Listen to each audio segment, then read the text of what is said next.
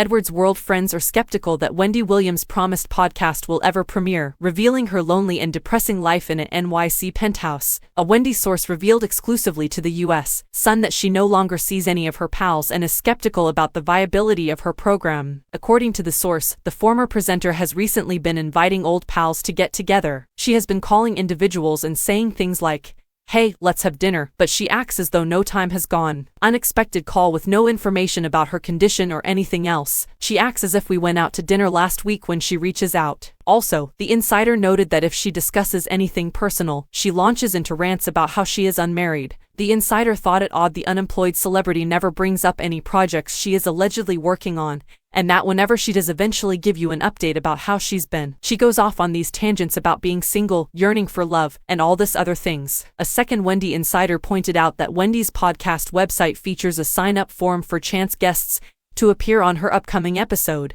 They said, "This sign-up form for random folks to appear on her podcast is a little odd." Also, they haven't heard anything about Wendy's new platform being adopted by any significant audio program distributors. The Wendy Experience podcast will debut in the next few weeks, Wendy announced when she made an appearance at a local New York radio station WBLS event back in November. But, Wendy's publicist told the U.S. Sun last week in response to a comment request that they wouldn't provide a timeline and would only state it's coming soon. The representative continued, "Wendy's podcast is in the planning stages and is taking shape. Wendy is eager to launch, and she is creating a product that accurately reflects her and the demands of her fan base. Everything worthwhile takes time." For the past year, Wendy has had a difficult time. Following many health concerns, a financial guardian formally assumed control of her funds in May. In June, she formally lost her venerable daytime talk show. The identity of the guardian in charge of Wendy's assets was made public by the U.S. Sun in December. Sabrina Morrissey is a guardianship expert and lawyer. The guardian, who is in charge of the 58-year-old former TV host's estate, is in charge of deciding who in Wendy's circle is eligible to receive money